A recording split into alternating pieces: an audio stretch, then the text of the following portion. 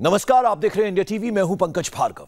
सहारनपुर को जातीय हिंसा की आग में झोंकने वाले भीम आर्मी के चीफ चंद्रशेखर आजाद उर्फ रावण को यूपी एसटीएफ ने गिरफ्तार कर लिया है। चंद्रशेखर को हिमाचल के डलहौजी से पकड़ा गया। करीब 1 महीने से पुलिस की आंखों में धूल झोंकने वाले चंद्रशेखर की गिरफ्तारी के लिए पुलिस ने भी वैसी ही चाल चली जैसा चंद्रशेखर चल रहा था। पुलिस ने आरोपी का पीछा करने की बजाय एक लड़की की मदद से उसे अपने जाल में फंसा लिया।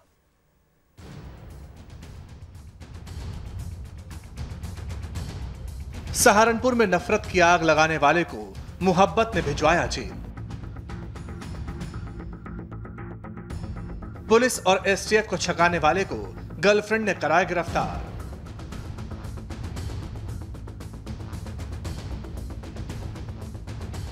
गर्लफ्रेंड की वजह से कानून के शिकंजे में पहुंचा सहारनपुर का रावण।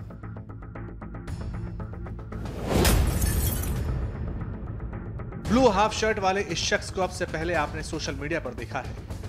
इस शख्स को आपने कई पोस्टर्स में देखा है। इसे माइक लेकर भड़काऊ भाषण देते देखा है।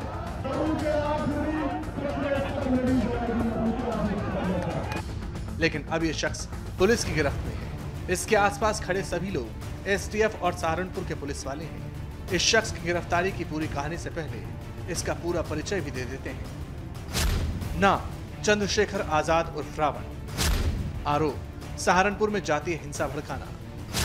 12,000 का इनामी वांटेड। चंद्रशेखर आजाद उर्फ रावण का नाम करीब 1 महीने पहले सुर्खियों में आया था। रावण की लंका जलने की कहानी तो सभी को मालूम है, लेकिन सहारनपुर के इस रावण ने एक शहर को ही नफरत की आग में झुलसा दिया था। सहारनपुर में जातीय हिंसा फैलाने के पीछे इसी चंद्रशेखर आजाद उर्फ रावण को मास्टरमाइंड मानती है पुलिस। यही रावण भीम आर्मी का संस्थापक है। पुलिस ने तभी से इसकी गिरफ्तारी के लिए कमर कस ली थी। 12,000 का इनाम रख दिया था और एसटीएफ के साथ ही पुलिस की एक टीम लगातार रावण का पीछा कर रही थी।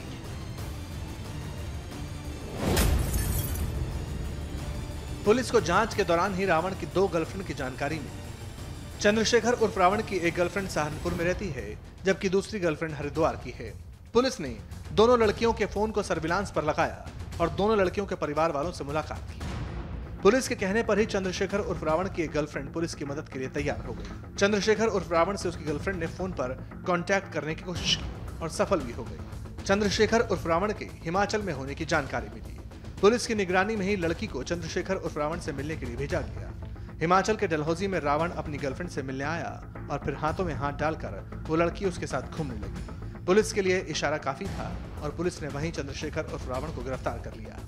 इस ऑपरेशन में डलहौजी की पुलिस भी यूपी एसटीएफ के साथ शामिल थी।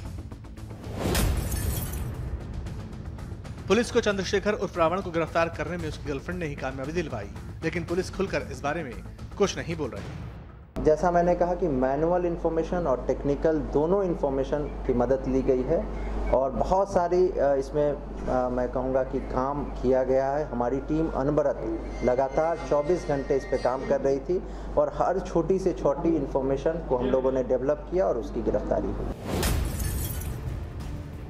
चंद्रशेखर आजाद ने वकालत की डिग्री ली है, लेकिन पुलिस को छकाने में वो किसी शातिर अपराधी से कम नहीं था।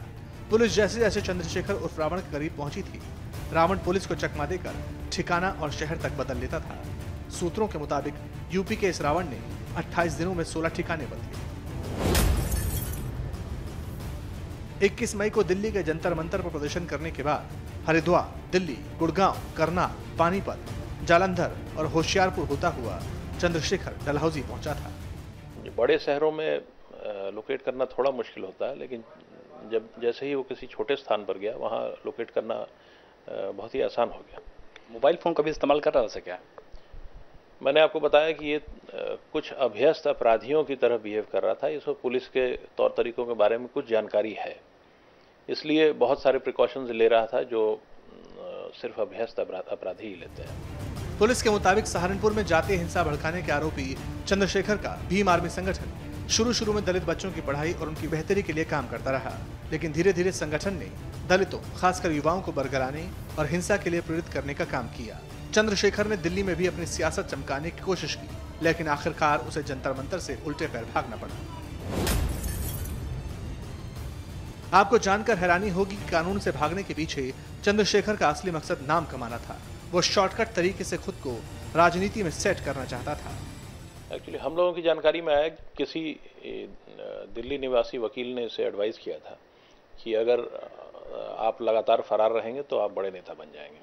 यही कारण था कि यह लगातार, जानते हुए कि फाइनली पुलिस इसे अरेस्ट कर लेगी, ये लगातार फरार था। सहारनपुर में अशांति फैलाने वाले इस सहारनपुर के रावण पर पहले से ही 27 मामले दर्ज हैं। गिरफ्तारी के बाद चंद्रशेखर को 14 दिन की न्यायिक हिरासत में जेल भेज दिया गया है। वहीं एहतियातन सहारनपुर में इंटरनेट सेवाएं भी बंद कर दी गई हैं। सहारनपुर से खालिद हसन के साथ विशाल प्रताप सिंह, इंडिया टीवी, लखनऊ।